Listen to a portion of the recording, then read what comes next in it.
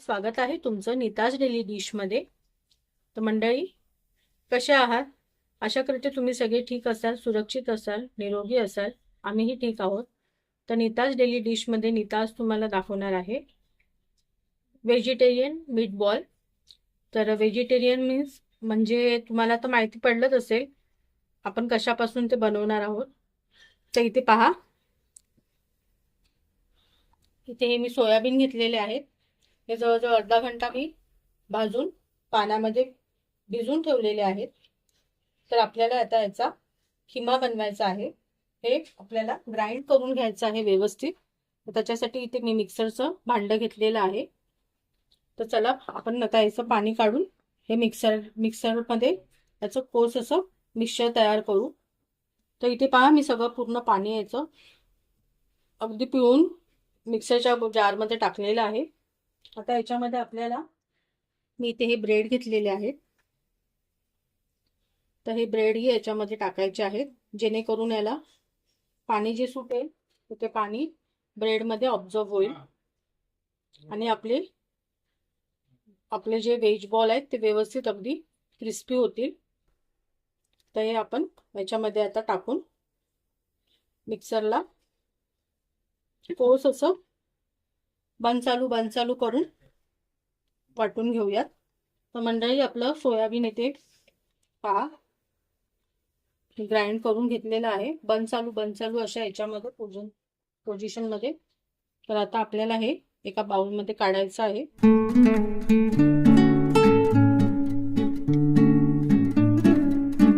तुम्ही थोडं असं जर जास्त तुम्हाला जर जास्त प्रमाणात जर बनवायचं असेल तर थोडं असं घेऊन तुम्ही हे करा, ग्राइंड करा। कारण ना हे ग्राइंड करताना खूप हे होतं, अडचण होते। तर तुम्ही जरा थोडं असं मिळून असं ग्राइंड करा।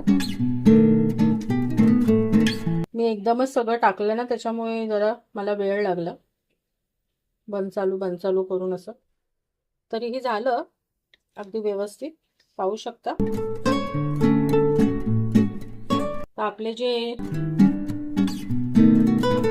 व्हेजिटेरियन मंडळी आहे त्यांच्यासाठी सुंदर अशी ही रेसिपी आहे,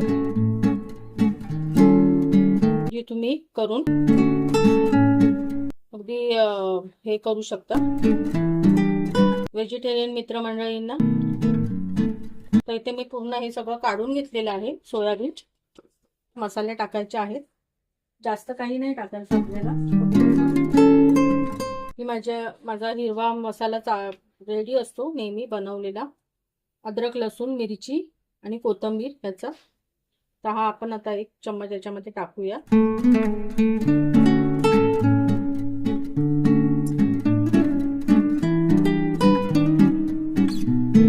तुम्हाला जर सुके मसाले टाकायचे असेल तर तुम्ही तेही करू शकता। इथे थोडासा मी हा कांदा टाकत आहे,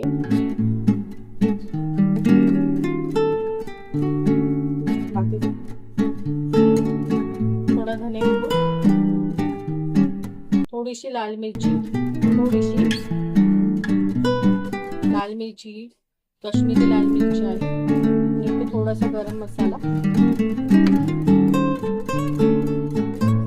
थोडीशी हळद पावडर टाकलेली आहे मी।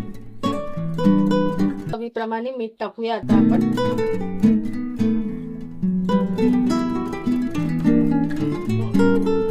बघूया आपण जर याचं आपल्याला बाइंडिंग साठी थोडंसं चण्याचं पीठ घ्यायला लागणार आहे। तर आता मी ते घेते। साठी मी 2 चमचे चण्याचं पीठ टाकलेलं आहे। तर आता आपल्याला हाताचा उपयोग करून हे व्यवस्थित असं मळून घ्यायचं आहे आणि बॉल तयार करून घ्यायचे आहेत आपल्याला छोटे छोटे। अशा प्रकारे आपल्याला लहान मोठे असे तुमच्या आवडीप्रमाणे तुम्ही असे बॉल तयार करू शकता। माझे 2 हे झालेले आहेत, पाहू शकता। अशाच प्रकारे मी सगळे हे तयार करते आणि नंतर दाखवते। तो त्यापूर्वी मी इथे गॅसवरती तेलही गरम करायला ठेवलेलं आहे, पाहू शकता। तर जोपर्यंत माझे हे बॉल तयार होतात तोपर्यंत आपलं तेलही गरम होत आहे। तर आता हे मी बॉल पूर्ण तयार करून घेते आणि नंतर मग तळायच्या टायमाला दाखवते तुम्ही. वेज बॉल बनून तयार आहे सोयाबीनचे, तुम्ही पाहू शकता. आता आपल्याला हे फ्राय करायचे आहे. इथे मी तेल ठेवलेलं होतं तापायला, तर इथे अलगद आपण एक एक बॉल असा तेलामध्ये टाकू.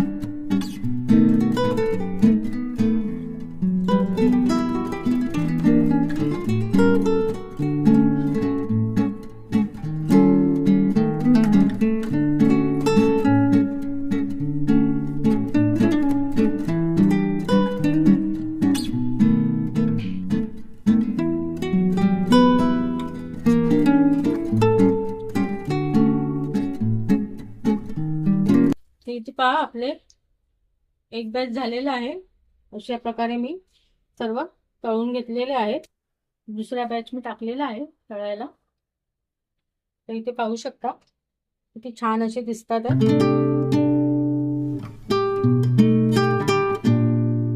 सोयाबीन हे असा घटक आहे. सोयाबीन आपल्या रोजच्या याच्यामध्ये घटकामध्ये तो आपण खाल्ला पाहिजे. त्याच्यामध्ये खूप अशी सारी प्रथिने आहेत आणि खूप सारे असे मॅग्नेशियम, आयर्न सर्व आहे. तर सोयाबीन हा अत्यंत उपयोगी असा एक कडधान्य आहे. तर आपण आपल्या रोजच्या आहारामध्ये तो घेतलाच पाहिजे. आपल्या मुलांना तो दिलाच पाहिजे. तर त्याचे खूप सारे बेनिफिट्स आहेत. त्याच्यासाठी मी आज ही रेसिपी तुम्हाला दाखवत आहे की असं काहीतरी असं व्यवस्थित असं उपयुक्त असं करून तुम्ही तुमच्या घरातल्यांना खाऊ घालू शकता. अगदी छान असं आणि रुचकर आणि प्रोटीन फायबरने भरलेलं असं व्यवस्थित, त्याच्यासाठी मी ही रेसिपी दाखवत आहे तुम्हाला. तर इथे पाहू शकता आपले बॉल तयार होत आहे. अगदी टाकल्या तुम्ही याला छेडू नका, असं चम्मच घालून असं हे करू नका. जवळजवळ 2-3 मिनिटं द्या आणि नंतर मग ते जरा उलटे करा. तर जवळजवळ हे बॉल तळायला मला कमीत कमी 4 ते 5 मिनिटं लागली. तर त्या हिशोबाप्रमाणे लो टू मीडियम गॅस फ्लेमवरती तुम्ही हे पूर्ण सगळे तळून घ्यायचे आहे. आणि अगदी असा छान असा कलर यायला पाहिजे त्याला. बघा ब्राऊन असा एकदम छान.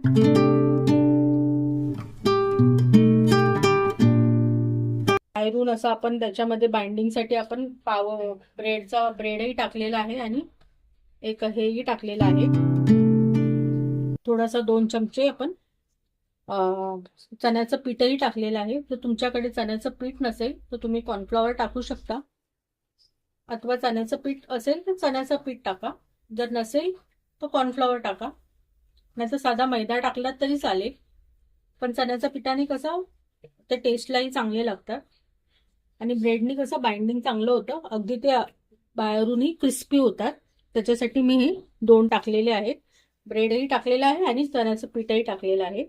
तर तुमच्याकडे जी गोष्ट अवेलेबल असेल, ज्या वस्तू त्या वस्तूमध्ये तुम्ही ही रेसिपी बनवू शकता मंडळी. ती आणि रुचकर रेसिपी आहे. तर मंडळी आपले सगळे बॉल बनवून ते तयार आहे. तर चला आता आपण ग्रेव्हीची तयारी करूया.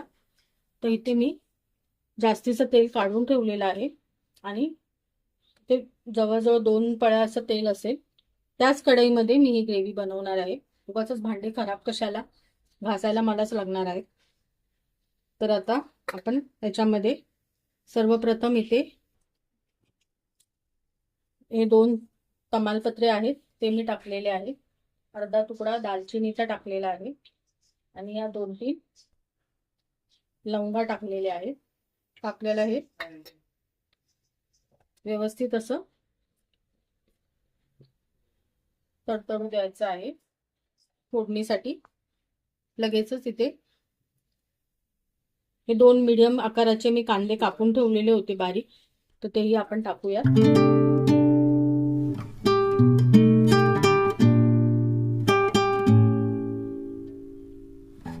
ते आपण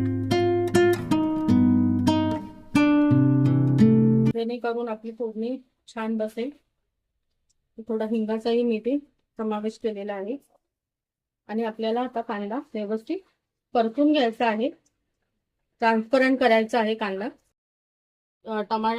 टोमॅटो लाल बुंद असे कापून हे ग्राइंड करून घेतलेले आहे. आणि इथे आपली पालकची प्युरी आहे. माझ्याकडे पालक होता तर मी म्हटलं थोडं पालक टाकून बनवूया. तर हे मी पालकची थोडीशी प्युरी बनवलेली आहे.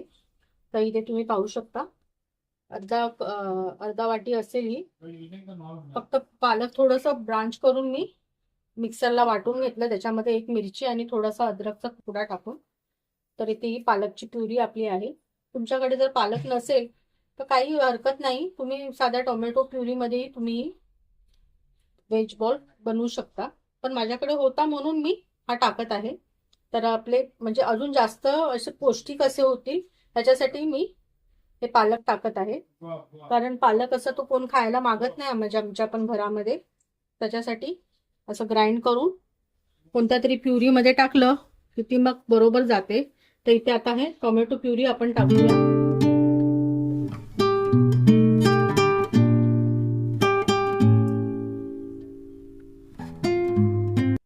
आणि आपले टोमॅटोही व्यवस्थित असे आपल्याला एकजीव करायचे आहेत कांद्यामध्ये.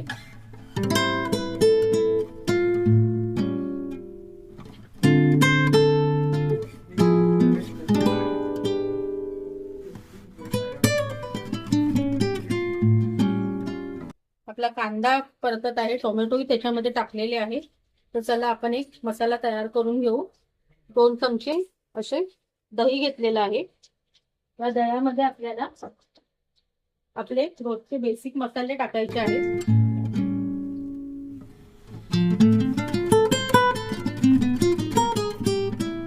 थोडीशी लाल मिरची पावडर, धना पावडर 1 ते 1.5 चम्मच आणि इथे थोडासा गरम मसाला.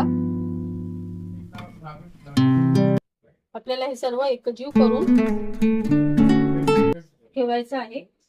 त्याचबरोबर मी इथे 1 चम्मच अद्रक लसूणचा पेस्ट टाकत आहे. आता आपल्याला पुन्हा हे एकदा व्यवस्थित असं मिक्स करून घ्यायचं आहे.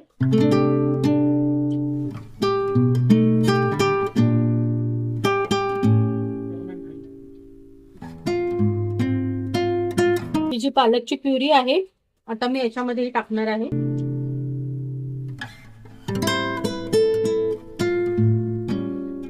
पुन्हा एकदा आपल्याला मिक्स करायचं आहे.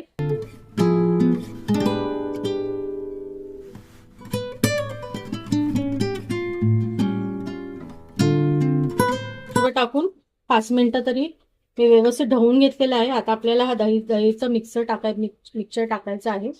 आपण जे मसाले याच्यामध्ये टाकले होते ते. गॅसची फ्लेम तुम्ही लो ठेवा, नाही तर दही आपलं फाटू शकतं. आता हे टाकून आपल्याला व्यवस्थित असं मिक्स करून घ्यायचं आहे. लगेच ढवून घ्यायचं आहे. दह्यामुळे याला एक वेगळी चव येईल आणि जरा घट्टपणा येईल आपल्या ग्रेव्हीला. त्याच्यासाठी मी इथे दही टाकलेलं आहे. नाहीतर आपलं दही फाटू शकतं. त्याच्यासाठी मी दही नंतर टाकलं. गॅसची फ्लेम स्लो ठेवा. बघा आपलं दही अजिबात हे झालेलं नाही, पूर्ण मिक्स झालेलं आहे. आता आपल्याला हे 5 मिनिटं असंच जरा ठेवायचं आहे, जेणेकरून आपल्या दह्याचा आंबटपणा थोडा कमी होईल आणि दह्यामधलं पाणी सुद्धा रिलीज पूर्ण हे होऊन जाईल. चवीपुरतं मीठ टाकूया आपण.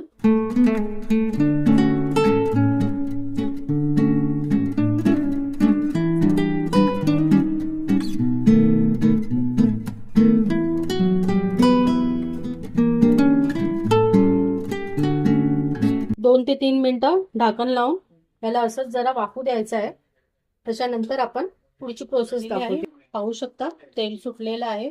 मसाला आपला अगदी परफेक्ट झालेला आहे. तर आता आपल्याला हे बॉल टाकायचे आहे.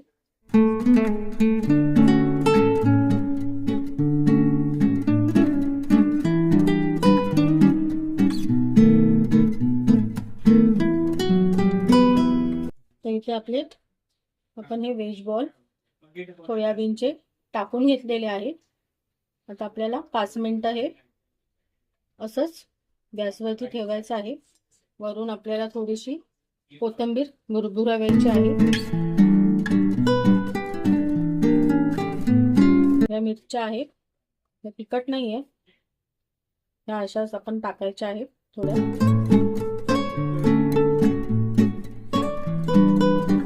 आणि 5 मिनिटं आपल्याला पुन्हा झाकण लावून हे असंच ठेवायचं आहे आपल्याला, जेणेकरून आपल्या व्हेज बॉलमध्ये ग्रेव्हीचा मसाला अगदी आतमध्ये ऑब्झर्व होईल.